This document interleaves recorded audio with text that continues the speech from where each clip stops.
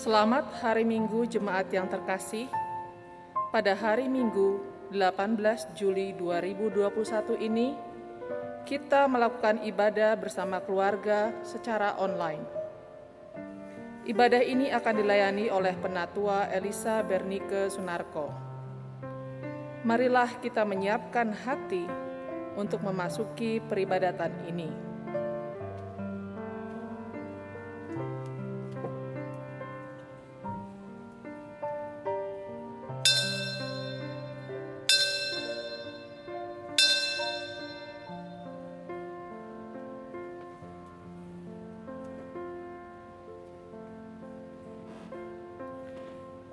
Kita ingat bahwa dahulu kita tanpa Kristus, tidak termasuk kewargaan Israel, dan tidak mendapat bagian dalam ketentuan-ketentuan yang dijanjikan.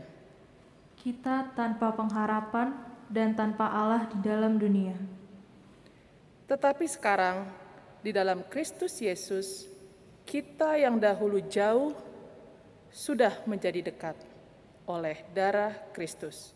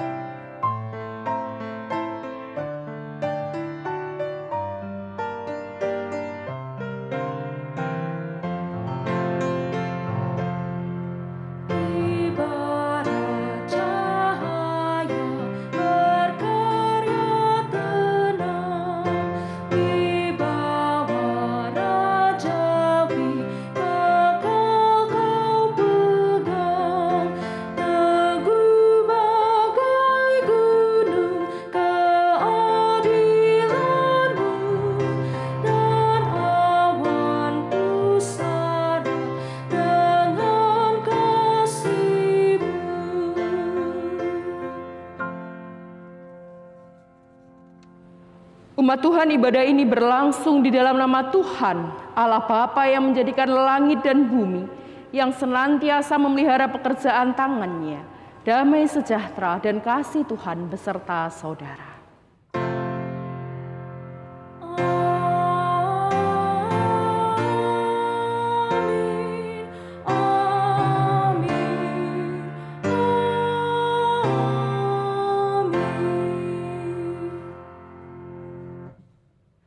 Umat yang dikasihi Tuhan, tema ibadah minggu kita hari ini adalah Gembalaku, sahabatku yang baik. Dari dahulu kala sampai saat ini Allah menyatakan dirinya sebagai gembala. Di dalam Yeremia 23 ayat yang ketiga Allah mengatakan, Aku sendiri akan mengumpulkan sisa-sisa kambing dombaku dari segala negeri kemana aku mencerai-beraikan mereka. Dan aku akan membawa mereka kembali ke padang mereka. Mereka akan berkembang biak dan bertambah banyak. Kiranya melalui lawatan Tuhan dalam ibadah hari ini kita memahami bahwa Tuhan adalah gembala yang baik. Ia sahabat kita, dan karena itu kita mau berkomitmen untuk meneladan sang gembala dengan menjadi sahabat yang berbelas kasih.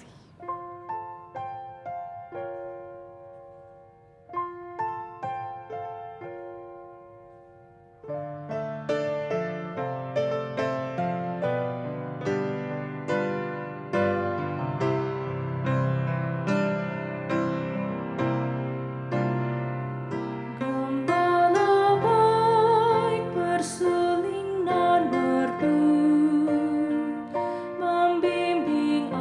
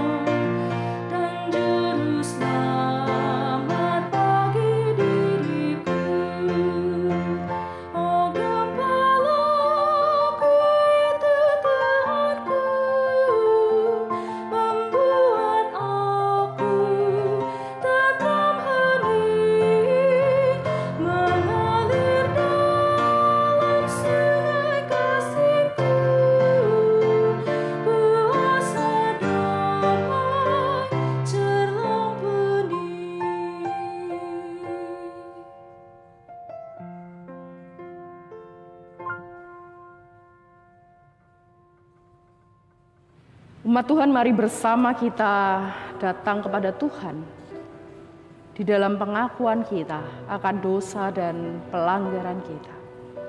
Kepada setiap kita secara pribadi diberi kesempatan untuk berdoa, mengakui dosa-dosa kita.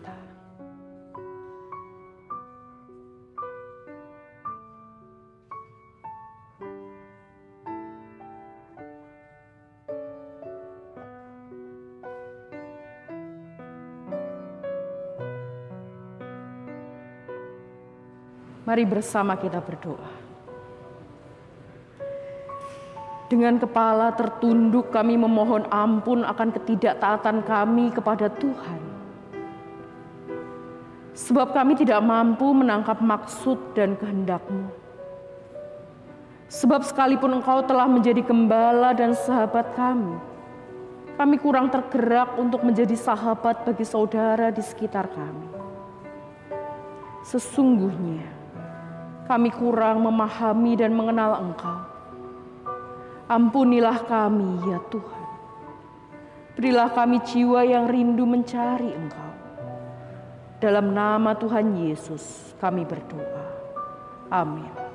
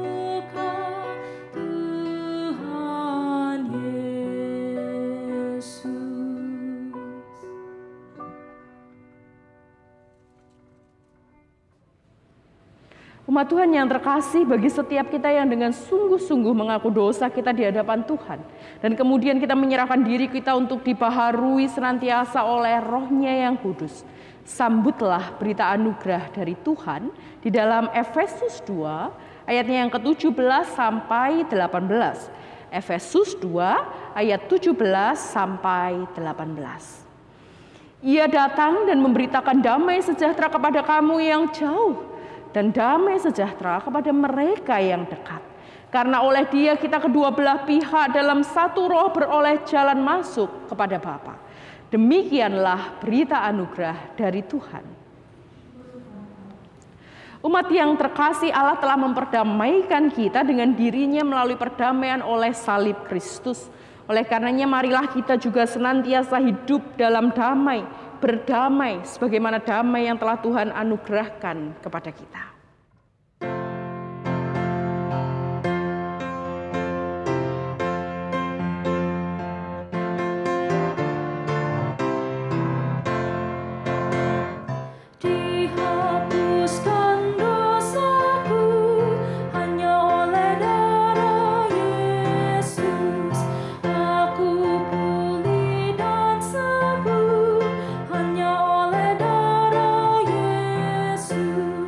Oh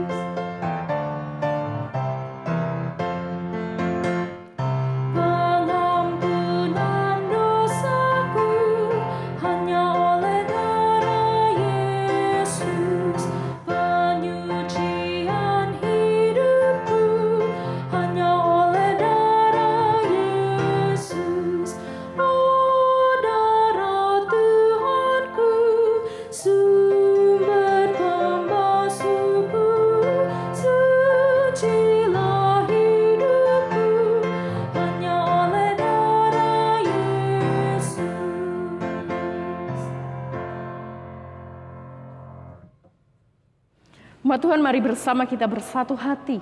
Kita berdoa untuk mempersiapkan hati kita membaca merenungkan firman Tuhan. Mari kita berdoa. Tuhan Allah kami datang di hadirat-Mu ya Tuhan. Sungguh kami bersyukur karena kemurahan kasih Tuhan memampukan kami, memberi kami kesempatan sehingga pada hari ini kami boleh beribadah. Sekalipun kami harus beribadah di rumah saja, beribadah bersama dengan orang-orang kekasih kami. Namun sungguh ini adalah waktu perkenanan Tuhan. Waktu yang Tuhan anugerahkan untuk kami menikmati Sabat bersama-sama dengan Tuhan. Dan karena itu Bapa, dengan segala kerinduan hati kami memohon supaya Roh Kudus Tuhan berfirman kepada setiap kami. Roh Kudus memampukan kami untuk mendengar dengan baik, memahaminya dengan baik, juga melakukannya dengan baik. Engkau pakai hamba-Mu ini Tuhan, sehingga mampu membagikan apa yang Tuhan ingin bagikan kepada umat Tuhan. Biarlah kuasa Roh Kudus saja yang berkata-kata. Kuasa itu menutup bungkus hamba-Mu, juga setiap umat Tuhan yang akan merenungkan bersama-sama pesan firman Tuhan. Kami mau serahkan waktu ini ke dalam tangan kasih Kristus. Jadilah ya Bapa segala sesuatu sesuai dengan rancangan Tuhan. Di dalam nama Tuhan kami berdoa. Amin. Umat Tuhan, Daud menyebut Tuhan sebagai gembala yang baik, yang senantiasa ada bersama-sama dengan dombanya sepanjang masa.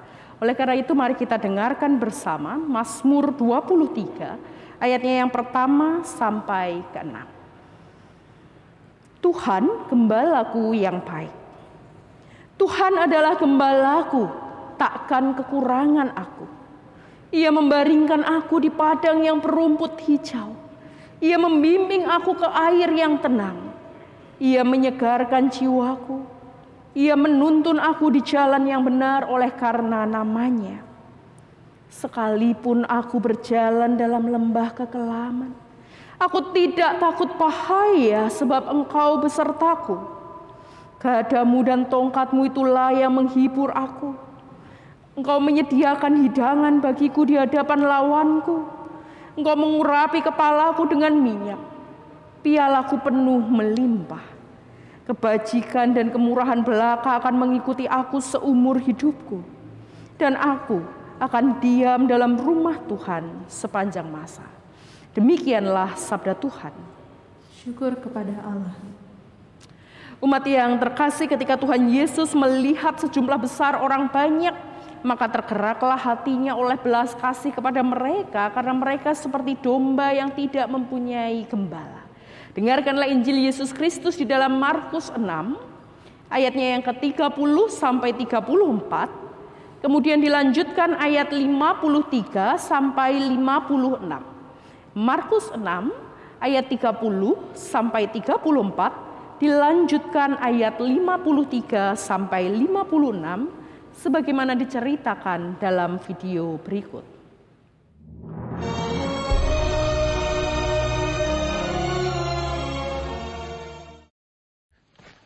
Kemudian rasul-rasul itu kembali berkumpul dengan Yesus dan memberitahukan kepadanya semua yang mereka kerjakan dan ajarkan. Lalu ia berkata kepada mereka, "Marilah ke tempat yang sunyi, supaya kita sendirian, dan beristirahatlah seketika. Sebab memang begitu banyaknya orang yang datang dan yang pergi, sehingga makan pun mereka tidak sempat. Maka berangkatlah mereka untuk mengasingkan diri dengan perahu ke tempat yang sunyi. Tetapi pada waktu mereka bertolak, banyak orang melihat mereka dan mengetahui tujuan mereka. Dengan mengambil jalan darat, segeralah datang orang dari semua kota ke tempat itu, sehingga mendahului mereka. Ketika Yesus mendarat, ia melihat sejumlah besar orang banyak.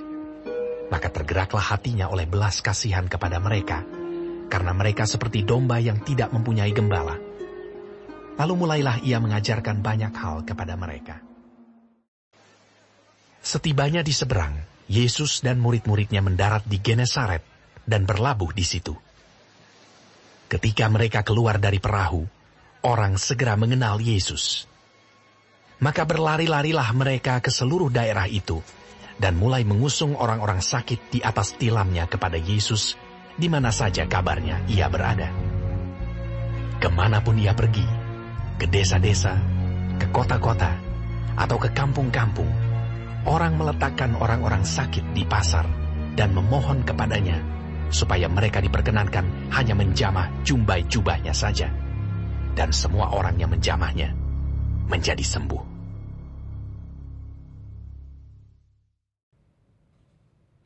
Demikianlah Injil Yesus Kristus. Berbahagialah setiap kita yang mendengarkan firman Tuhan, memeliharanya dan melakukannya di dalam hidup keseharian kita. Haleluya.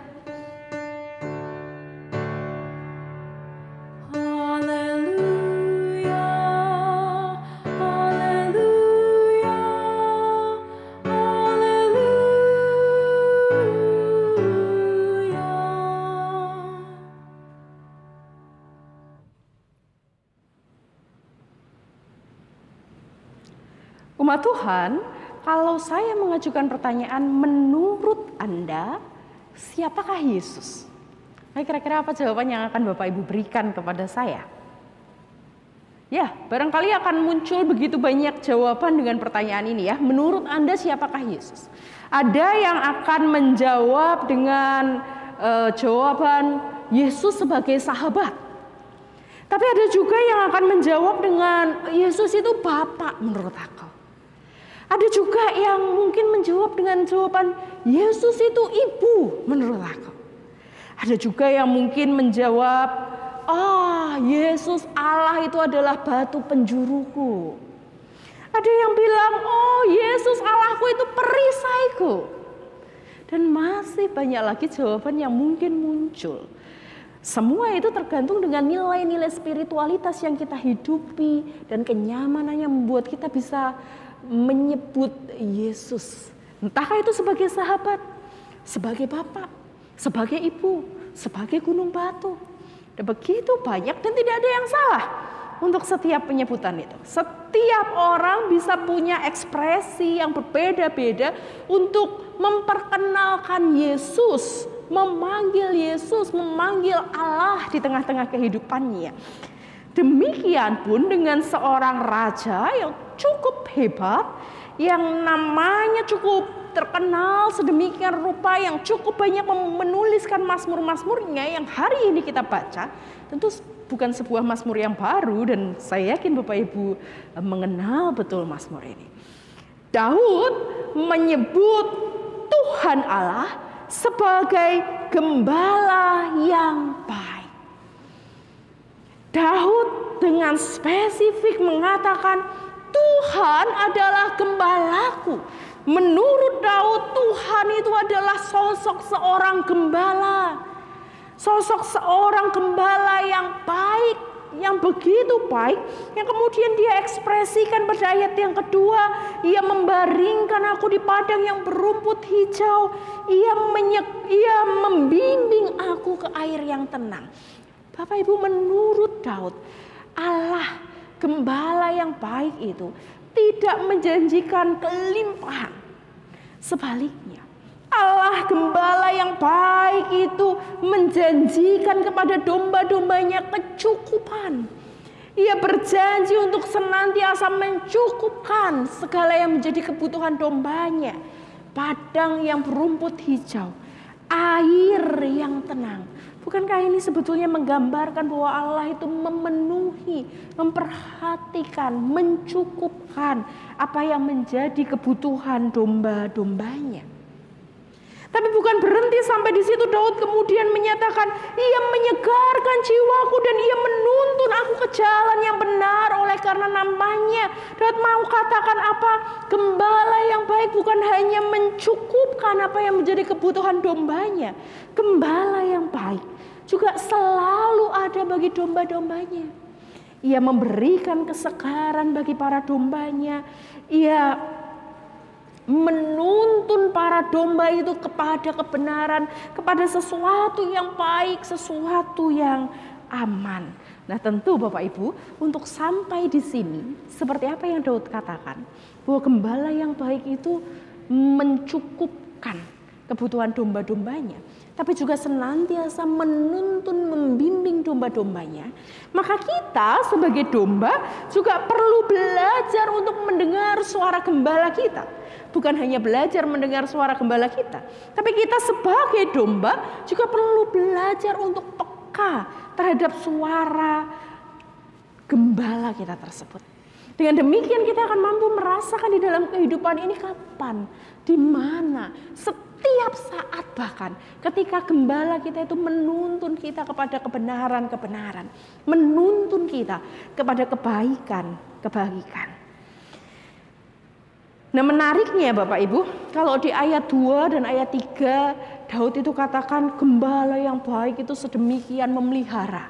Gembala yang baik itu mencukupkan kebutuhan dombanya. Gembala yang baik itu menuntun domba-dombanya. Gembala yang baik senantiasa ada di dalam kehidupan domba-dombanya. Tapi pada ayat yang keempat, Daud mengingatkan kepada kita bahwa kehidupan domba tidak selalu akan ada pada padang berumput hijau. Bahwa kehidupan kita sebagai domba tidak akan selalu nyaman dan menyenangkan. Akan ada masanya Daud katakan kita berjalan dalam lembah kekelaman. Lembah kekelaman, beberapa tafsiran, beberapa terjemahan lain menyebutnya bayang-bayang maut. Artinya apa sih?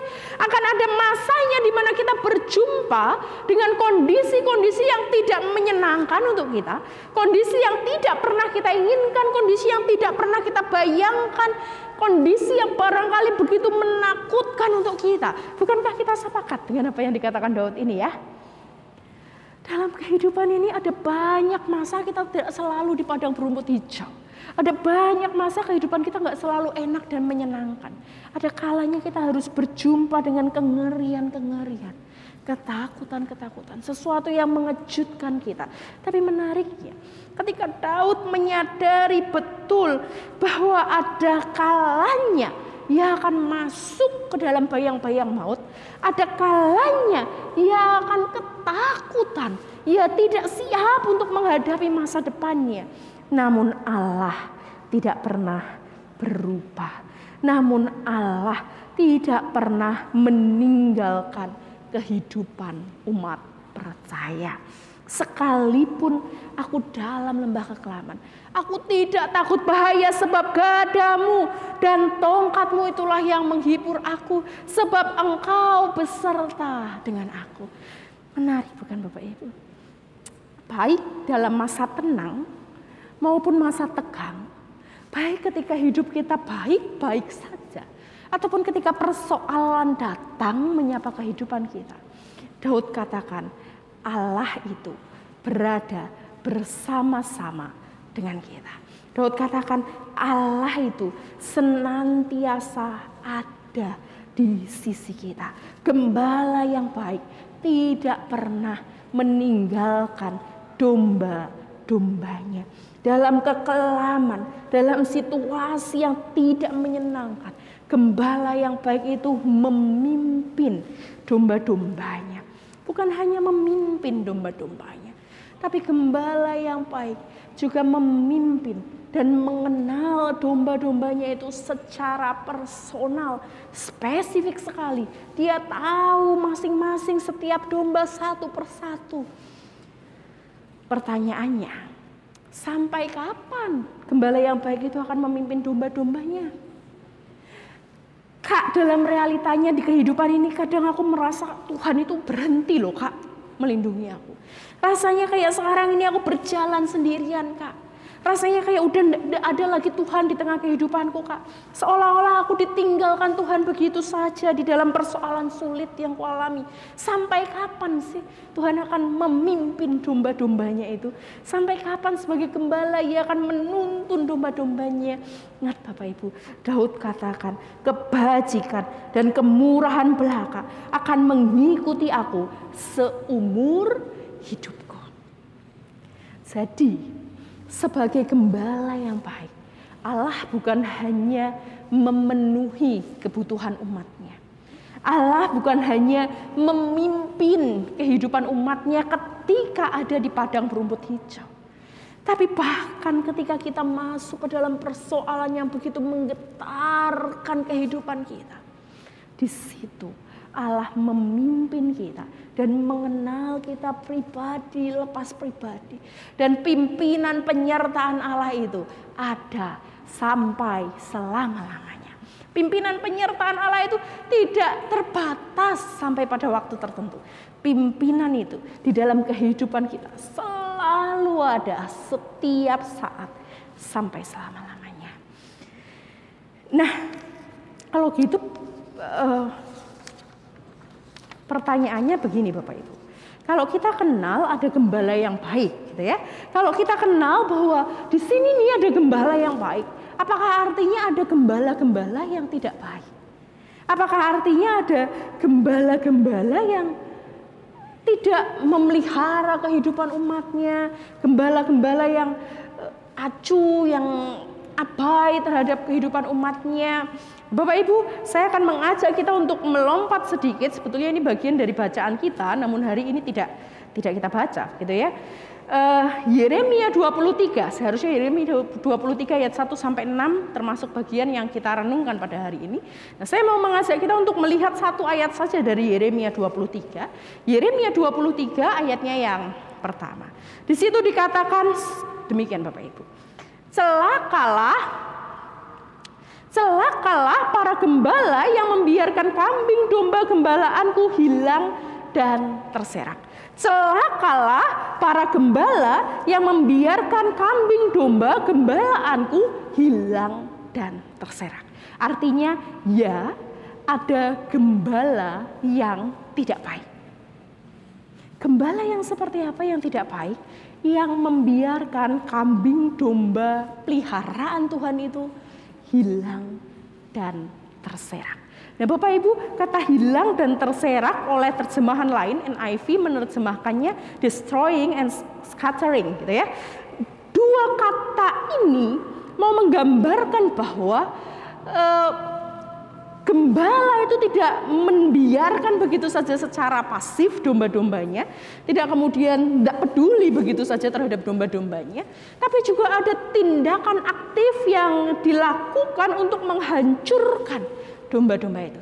Jadi kebayang ya Bapak Ibu, bahwa hilang dan terserak yang dimaksud oleh Tuhan itu bukan hanya ketika kita acuh, ketika kita nggak peduli dengan domba-domba Tuhan, bukan hanya ketika kita diam saja dengan realitas itu, tapi bahkan ketika kita melakukan sesuatu yang turut menghancurkan domba-domba Tuhan yang lain. Sesuatu yang melukai domba-domba Tuhan yang lain. Di situ Tuhan bilang gembala yang tidak baik. Dan terhadap hal ini Tuhan berjanji akan mengganti mereka yang tidak baik dengan gembala yang baik. Nah tentu kalau kita ingat konteksnya Yeremia, ini adalah sebuah nubuat, sebuah janji akan hadirnya gembala yang baik.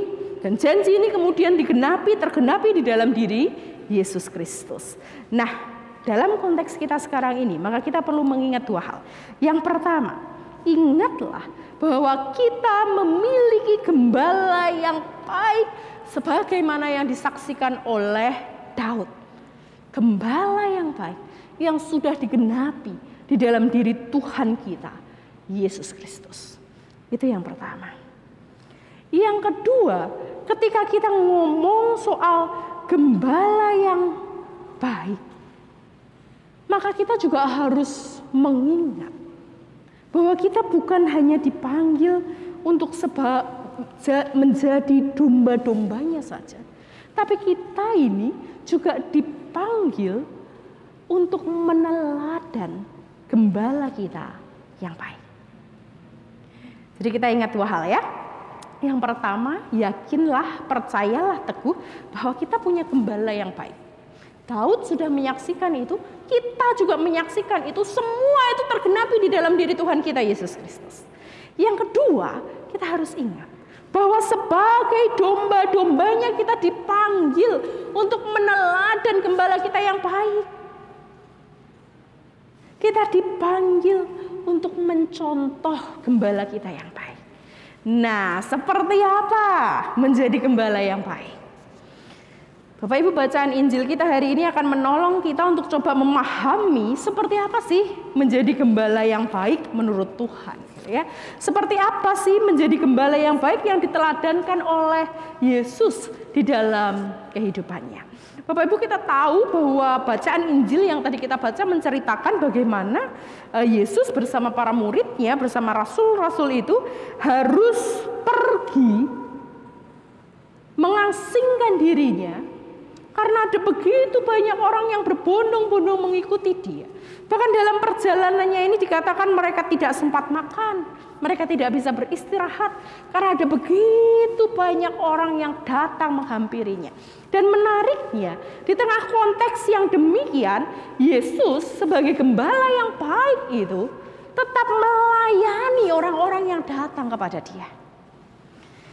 Nah, maka kalau kita belajar dari figur Yesus ini, kita harus ingat Bapak Ibu, bahwa gembala yang baik, yang paling utama di dalam kehidupan gembala yang baik adalah belas kasih terhadap sesama yang mengalahkan keakuan dirinya. Bayangkan loh Bapak Ibu, Alkitab kita catat mereka itu nggak sempat makan. Makan pun mereka tidak bisa. Beristirahat pun mereka harus mencari tempat dan mengasingkan diri. Bahkan mereka harus berlayar, gitu ya, beristirahat di tengah-tengah laut, di tengah-tengah danau. Tapi itu semua diletakkan begitu saja ketika mereka melihat ada begitu banyak orang. Ada belas kasih yang begitu besar dan belas kasih ini mengalahkan keakuan di dalam diri mereka.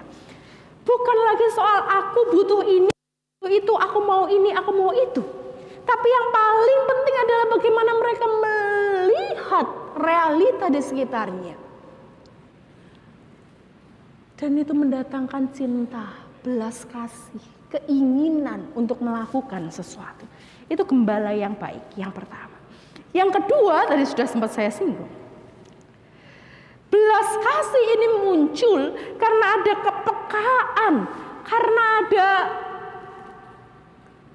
kepekaan itu terhadap realitas di sekitarnya, kemampuan untuk melihat realitas di sekitarnya, bahwa ada begitu banyak orang memerlukan pertolongan. Lihat di ayat yang ke-34, ketika Yesus mendarat, mereka ini capek ya, mau berlayar, tapi bahkan dikatakan bahwa orang-orang tahu tujuannya mau kemana, orang-orang pilih jalur darat sehingga sudah sampai duluan. Ketika mereka baru mendarat, ketika Yesus itu baru mendarat, ia melihat sejumlah besar orang banyak. Maka tergeraklah hatinya oleh belas kasih kepada mereka. Modalnya supaya belas kasih ini muncul adalah kepekaan untuk melihat bahwa ada begitu banyak orang memerlukan pertolongan. Maka gembala yang baik memiliki kepekaan untuk melihat sekelilingnya. Nah Bapak Ibu, ketika kita diminta untuk meneladan kasih Kristus, tentu tidak cukup ketika kita punya belas kasih. Ketika kita bisa katakan, oh kasihan ya dia, oh begini ya, nggak cukup. Belas kasih ini harus selalu kita asah dengan memiliki kepekaan untuk melihat orang-orang di sekitar kita. Di tengah kondisi kita yang susah, oh ternyata ada orang lain yang memerlukan uluran tangan kita. Di tengah ketidakberdayaan kita, ternyata kita dipanggil untuk tetap merengkuh mereka yang juga lemah dan tidak berdaya. Kepekaan, belas kasih, itu gembala yang baik. Yang ketiga, gembala yang baik bukan hanya peka. Gembala yang baik bukan hanya berbelas kasih, tapi gembala yang baik juga bersedia untuk mengajar dan memberi teladan. Gembala yang baik bersedia untuk mengajar dan memberi teladan. Ayat yang ke-34 lagi dikatakan, lalu mulailah ia mengajarkan banyak hal kepada mereka. Sebagai gembala, Yesus hadir membawa pengajaran, membawa teladan. Maka kehidupan kita juga seharusnya menjadi teladan untuk orang-orang di sekitar kita. Maka seharusnya kehidupan kita juga menjadi pengajaran yang hidup untuk mereka yang perlu uluran tangan kita. Gembala yang baik. Itulah figur Yesus yang sedemikian rupa. Bahkan luar biasanya Bapak Ibu kalau kita baca di ayat 53 sampai 56 ya. Setelah itu Yesus tiba lagi di seberang, murid-muridnya mendarat di Genesaret, berlabuh di situ, dan ketika mereka keluar dari perahu, orang banyak mengenali dia. Orang banyak seketika mengenali dia, berlari-larian mereka ke seluruh daerah itu dan mulai mengusung orang-orang sakit di atas tilam kepada Yesus di mana saja kabarnya ia berada. Bapak Ibu bisa kita bayangkan, saat itu Yesus itu sedang jadi top idolnya. Yesus itu idola banyak orang. Dia dikagumi sedemikian banyak orang. Dia jadi orang penting. Kemana-mana ada orang yang mengikuti dia. Dia seperti selebritis. Kalau anak muda sekarang kayak artis-artis Korea. Ketika datang heboh sekali, begitu banyak orang hadir. Begitu banyak orang ingin melihat, mengalami perjumpaan bersama-sama dengan Yesus. Biasanya Bapak Ibu, kalau orang lagi paling ngetop di dalam kehidupannya gitu ya, orang sedang jadi orang penting nih, jadi selebritis yang digandrungi banyak orang, maka akan semakin sulit untuk bisa mencapainya. Betul ya? Semakin terkenal orang itu, semakin banyak protokol untuk bisa dekat sama orang itu. Sama kayak kita lah. Semakin terkenal presiden kita, semakin sulit buat kita bisa langsung ngobrol sama presiden kita. Pasti ada protokol-protokol yang harus dilewati. Makin sulit untuk bisa dijangkau begitu saja. Tapi hal itu tidak berlaku untuk Yesus. Sebagai gembala yang baik, Yesus tetap hadir menjadi sahabat bagi semua orang, siapa saja tanpa terkecuali. Bahkan dikatakan memegang jubahnya saja, orang bisa mengalami mujizatnya. Ia mau memberikan dirinya untuk siapa saja. Nggak hanya orang penting, bukan hanya orang kaya, bukan hanya orang-orang terkenal, tapi siapa saja. Siapa saja. Tanpa terkecuali. Nah, kalau begitu, artinya gembala yang baik sebagai domba-dombanya, kita harus meneladan gembala yang baik yang bersedia hadir kepada siapa saja dengan penuh belas kasih dan kepekaan untuk melihat realita di sekitar kita tanpa pilih kasih. Kita harus belajar dan bersedia untuk hadir. Mulai peka lihat orang-orang di sekitar kita. Peduli kepada orang-orang di sekitar kita. Tanpa terkecuali. Tanpa mikir kalau aku melakukan ini aku dapat apa ya. Kalau aku buat gini ke dia aku akan dapat apa ya. Enggak. Tapi sepenuh hati kita hadir. Belas kasih dan kepekaan terhadap realitas di sekitar kita ini perlu kita realisasikan dengan aksi. Enggak perlu besar, sederhana, tapi mengena. Sekarang kita hidup di konteks pandemi yang semakin mengerikan Bapak Ibu. Dan di konteks pandemi yang mengerikan ini, meneladan gembala agung adalah sesuatu yang sangat relevan. Bagaimana gembala kita itu hadir bukan hanya ketika kita ada di padang berumput hijau, ingat itu. Gembala kita hadir bahkan dalam kesesakan kita. Dan sebagai domba yang merasakan pemeliharaan cinta kasih Tuhan itu, mari bersama-sama kita juga hadir. Di tengah segala keterbatasan kita, di tengah segala kelemahan kita, mari kita melihat realitas di sekitar kita dan melakukan apa yang bisa dilakukan.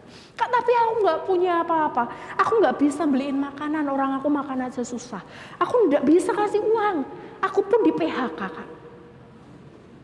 Hadir dalam belas kasih ketika kita memeluk mereka yang menderita. Dan kita katakan, yuk kita doa bareng. Kita minta pertolongan Tuhan. Di situ kita sudah melakukan tindakan sebagai gembala. Seperti Tuhan juga memeluk kita ketika kita lemah. Enggak melulu tentang apa yang besar. Tapi ketika hati kita hadir untuk menolong mereka di sekitar kita tanpa terkecuali.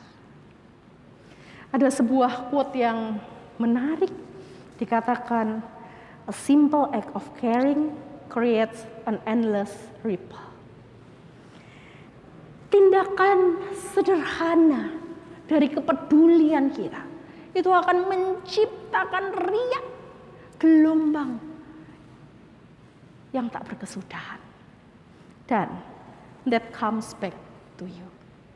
Kebaikan itu, kepedulian itu juga akan kembali kepada kita. Mari bersama kita saksikan video berikut. May I have this? No.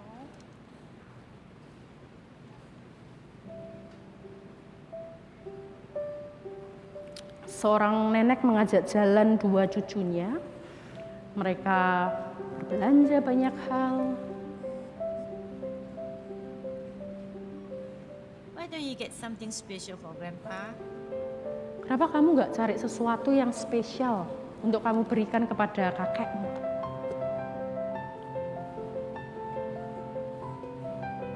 Kemudian cucu ini melihat-lihat kue.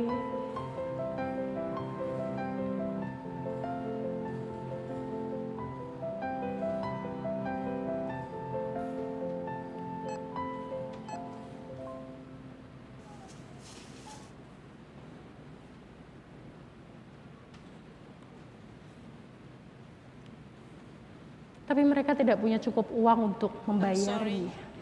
Can I return the cake, please? Sure, yes. Dan sang nenek memutuskan untuk tidak membeli I kue. ask for anything else. Next time, Tapi cucunya protes, aku nggak pengen minta yang lain lagi, aku cuma pengen kue ini. Neneknya bilang, boleh nggak kalau kita beli lain kali saja? Dan cucunya bilang, kamu sudah katakan itu tahun lalu. Dan sekarang kamu katakan lain kali lagi. You don't want this? I'll take it back. Tapi seorang pria yang tidak diketahui siapa, dia katakan, aku mau membeli kue ini. Hey. Hello, this is for you. Ini untukmu. Enggak, kita nggak bisa terima ini. There's no reason Tolong for you to buy terimalah. the cake for us. Well, when I was 7, Tapi kamu nggak punya alasan kenapa kamu harus membelikan kue itu kepadaku. Kemudian pria ini menceritakan masa lalunya ketika dia masih kecil. Dan dia menginginkan sebuah kue sebagai kado ulang tahunnya. Kue yang dia pilih sendiri. Tapi saat itu, ibunya tidak punya cukup uang untuk membeli kue itu. Kue kado ulang tahunnya. Dan seorang bapak menukar kue yang ia there's beli this man. dengan kue yang diinginkan oleh anak kecil ini. Dan dia memberikannya Here, have the kepada cake. anak ini. Happy birthday. Ini kue ulang tahunmu. I didn't know his Selamat name. ulang tahun. I never got Nana a ini chance to katakan, say aku bahkan thank you. belum sempat mengucapkan terima I've kasih never forgotten about him. kepada bapak itu. Dan aku tidak akan pernah melupakannya. Thank you. No, thank you.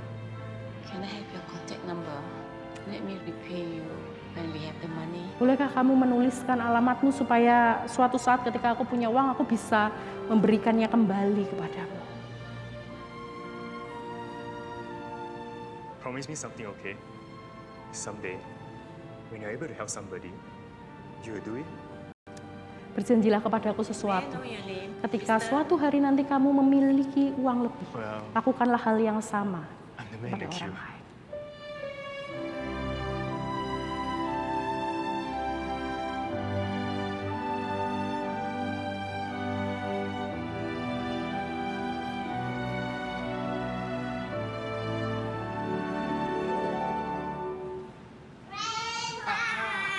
I chose this cake for your birthday. Wow, this is my favorite.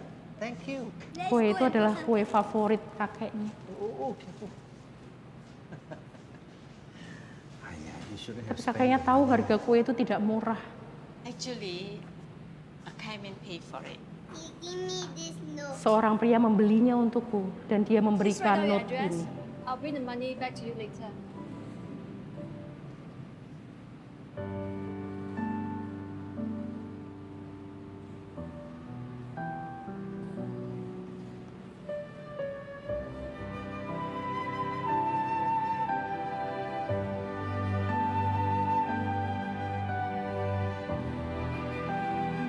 Simple act of caring creates an endless ripple. Sebuah tindakan sederhana ketika kita memperhatikan sekitar kita akan menghasilkan riak yang tidak berhenti.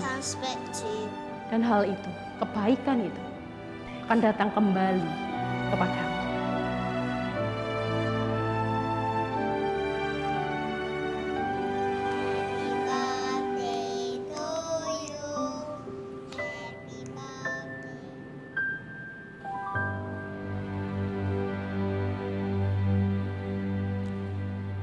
Umat Tuhan, tindakan sederhana, kepekaan terhadap realita di sekitar kita, kerelaan untuk mengorbankan keakuan kita, kepedulian yang sederhana akan menghasilkan riak yang luar biasa yang tidak berhenti.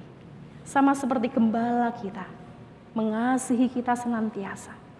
Mari kita menjadi domba-domba yang meneladan gembala agung kita. Tuhan Yesus memberkati.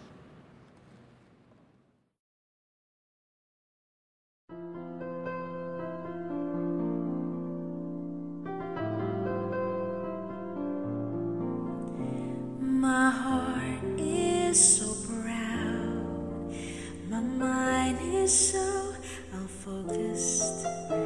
I see the things you do through me as great things I have done, and now you gently break me, then lovingly you take me and hold me as my Father and mold me as my Maker.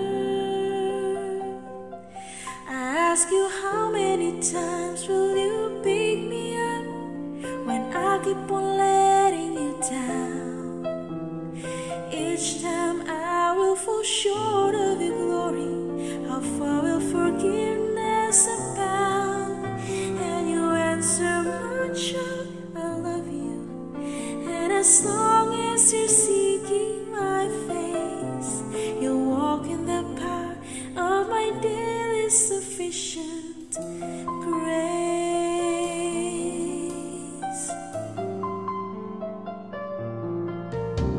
At times I may grow weak and feel a bit discouraged, knowing that someone somewhere could do a better job. For who am I to serve you? I know I don't deserve you, and that's the part that burns in my heart and keeps me hanging on. I ask you, how many times will you pick me up when I keep on letting you down? Each time I will fall short of your glory, how far will forgiveness abound?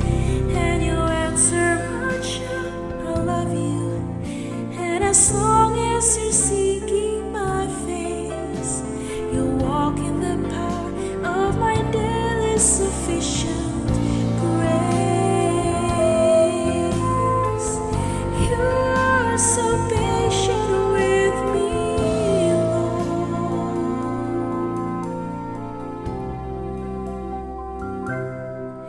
As I walk with you, I'm learning what your grace really means. The price that I could never pay was paid at Calvary. So instead of trying to repay you, I'm learning to sing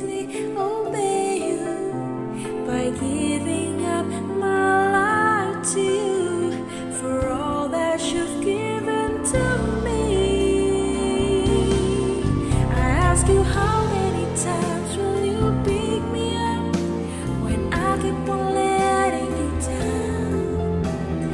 Each time I will fall short of your glory. How far will forgiveness abound?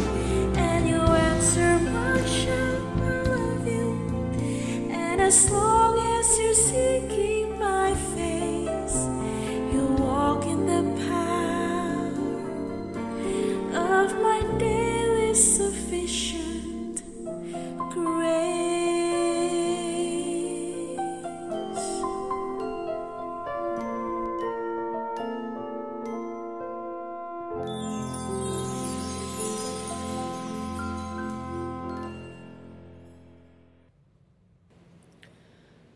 Marilah bersama dengan umat percaya di segala abad dan tempat, kita menyatakan pengakuan iman percaya kita dengan bersama-sama menyanyikan Kidung Jemaat 280, Aku Percaya, dalam sikap sempurna.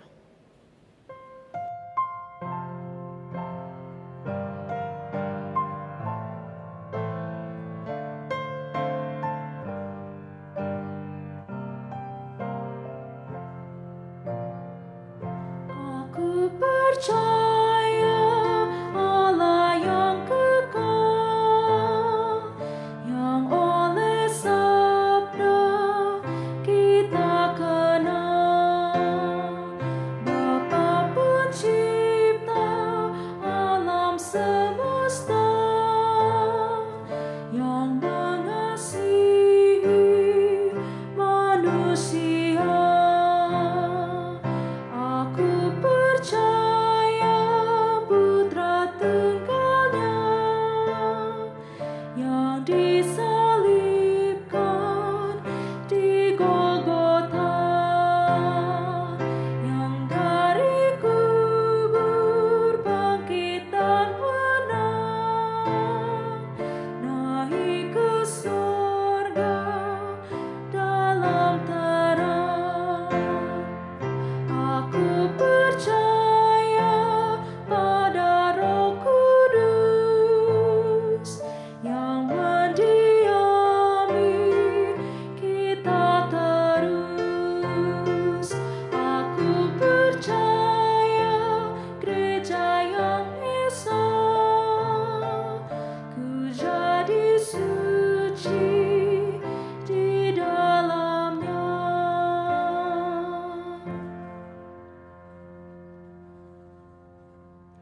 Umat Tuhan, mari bersama kita bersatu hati, kita berdoa.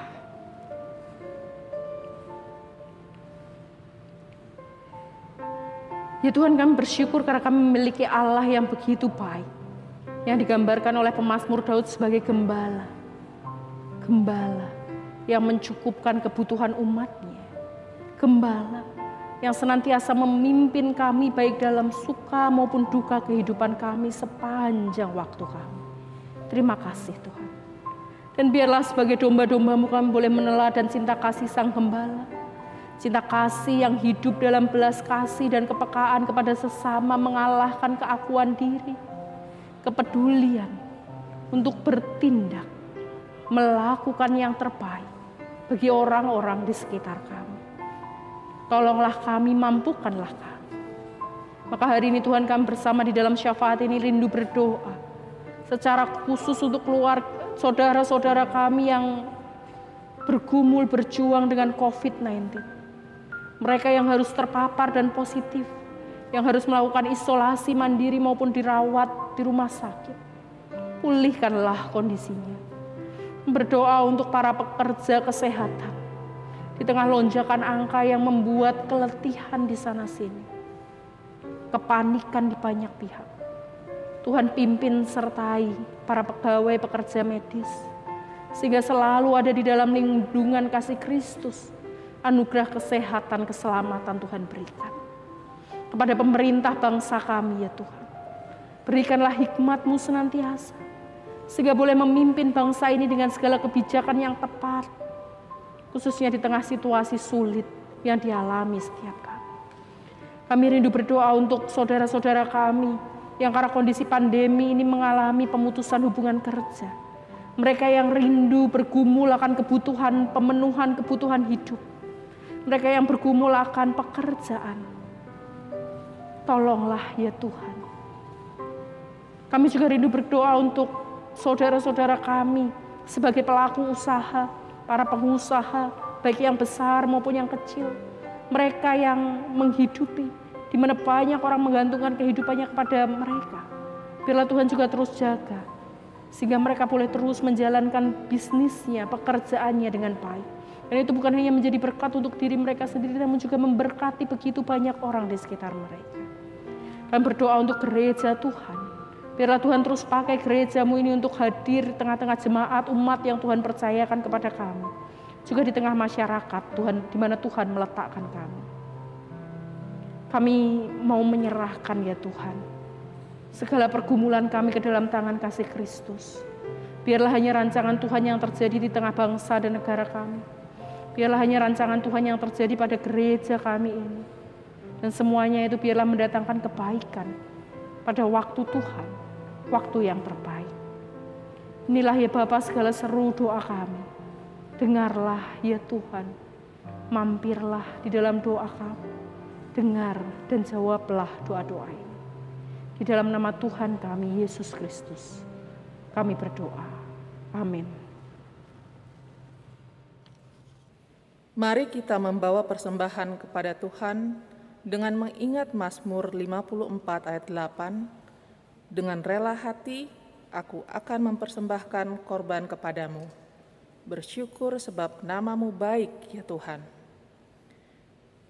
Bagi jemaat yang rindu untuk memberikan persembahan syukurnya, dapat mengirimkannya dengan cara transfer pada rekening GKI Cinere di Bank Mandiri dengan nomor 10108014558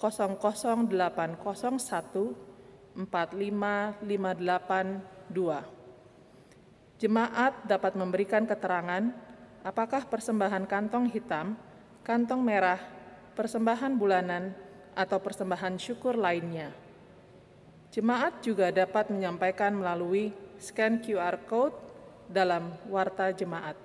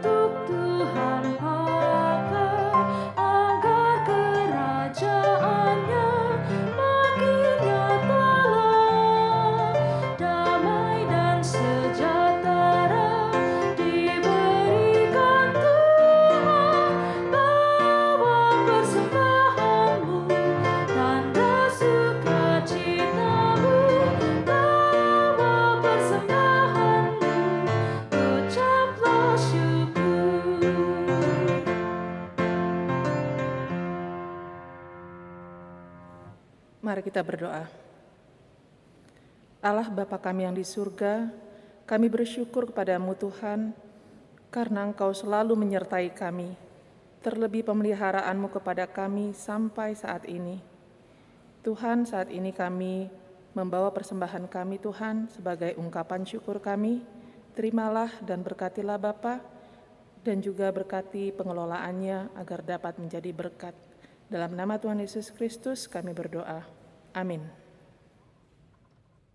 Umat Tuhan bersukacitalah dan bergembiralah karena Tuhan Yesus adalah gembala dan sahabat kita. Karena itu teladanilah hidup sang gembala dan sampaikanlah belas kasih-Nya kepada setiap orang di sekitar kita.